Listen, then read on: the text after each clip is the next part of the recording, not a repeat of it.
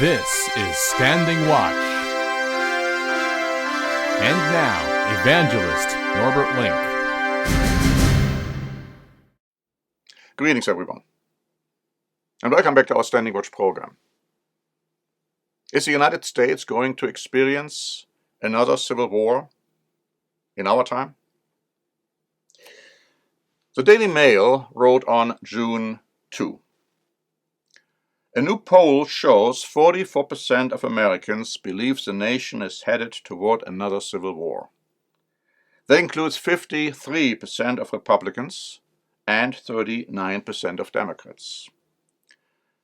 About 1 in 5 said they at least somewhat approved of assassinating a politician whom they believed was harming the country or our democracy.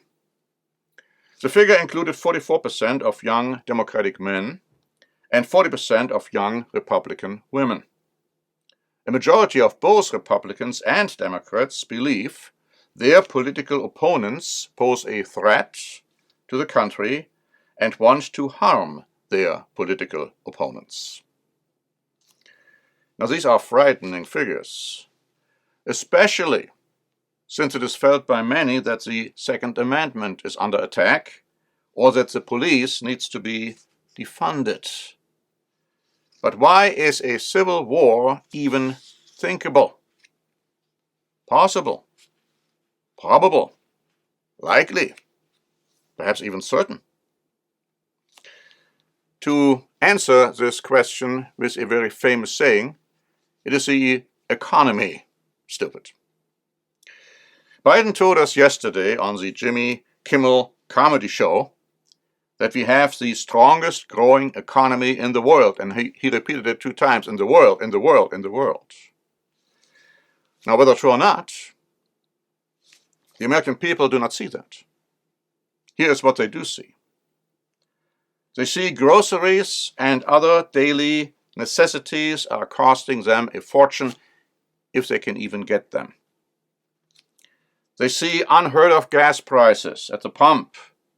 And even though Biden blames Russia or COVID or gas companies, many hold Biden and his administration responsible.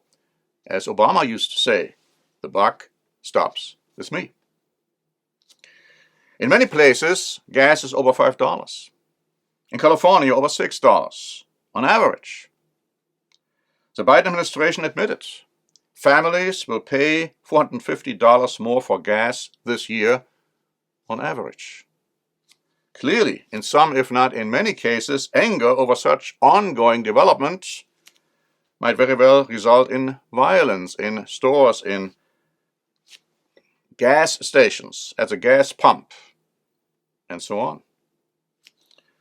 The Daily Beast wrote on June 3.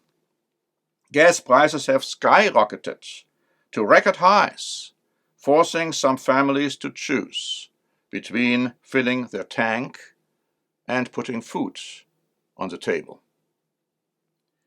CNN Business wrote on June 2.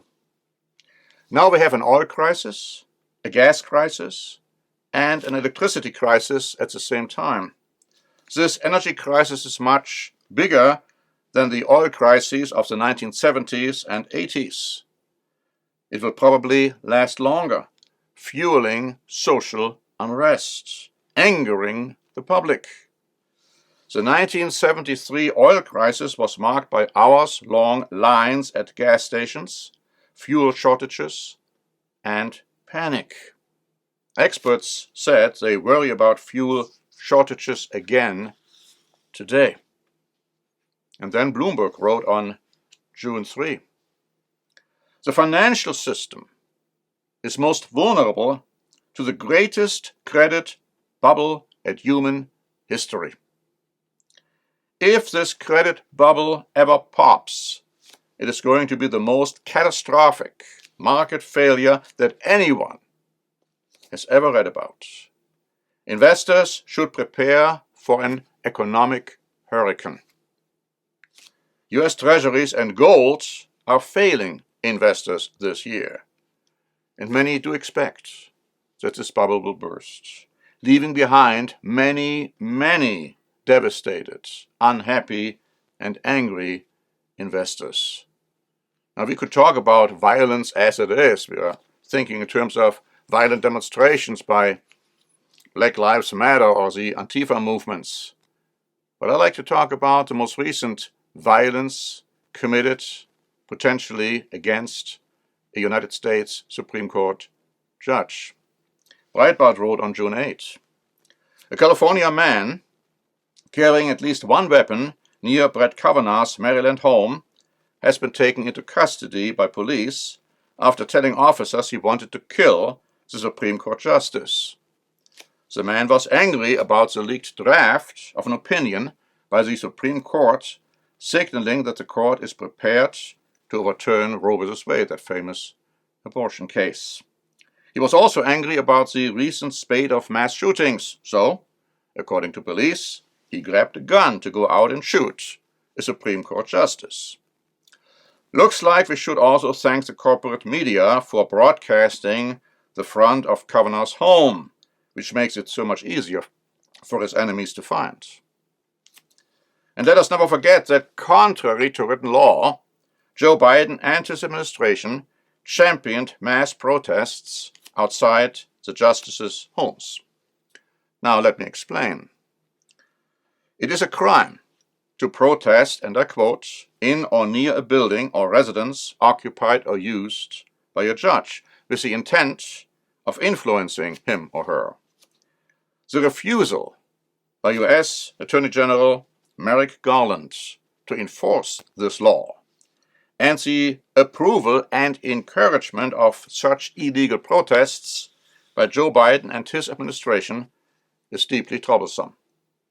Secondly, in March 2020, Senate Minority Leader Chuck Schumer stated to Supreme Court Justices Neil Gorsuch and Brett Kavanaugh, and I quote, "You have released the whirlwind, and you will pay the price.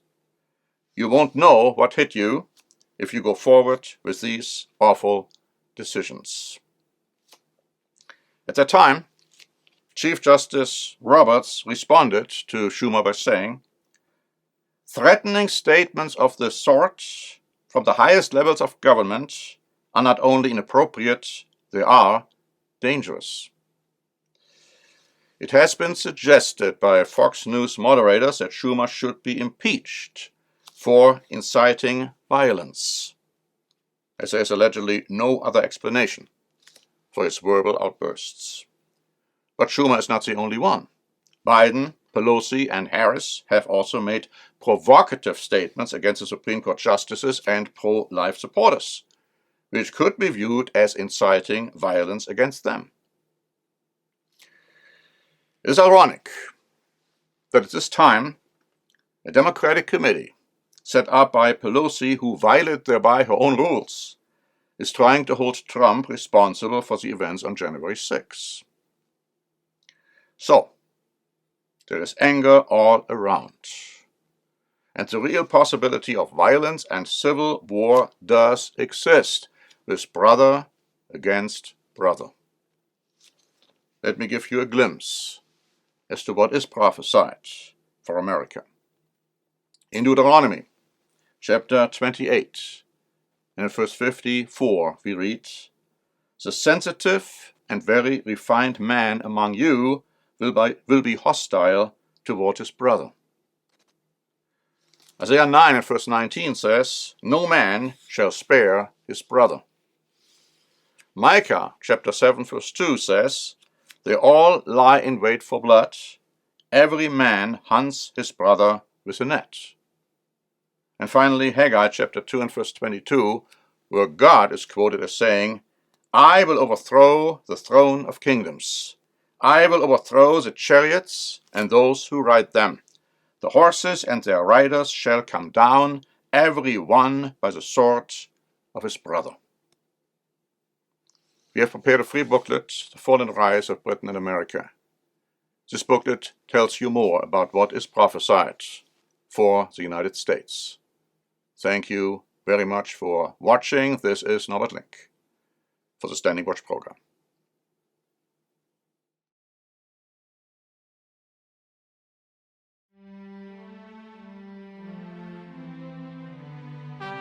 Standing Watch is a presentation by The Church of the Eternal God, P.O. Box 270519, San Diego, California 92198. More information is also available at our website, eternalgod.org.